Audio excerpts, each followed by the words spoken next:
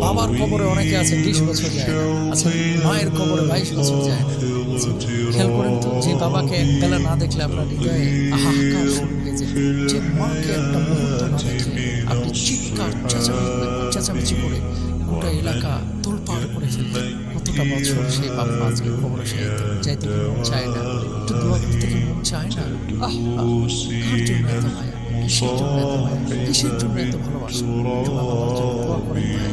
একদিন আপনিও কবরে চলে যাবেন, আরেকজনের জন্য দোয়া করবেন, আপনার জন্য মানুষ করবেন। যে দাদা দাদি ঈদ সালামি নিয়ে বাইকে তেল ঢুকিয়েছেন, আজকে দাদা দাদি কবর সাহিত্য শেষ কবে দাদা দাদির জন্য দোয়া করেছেন হয়তো ভুলে গেছেন।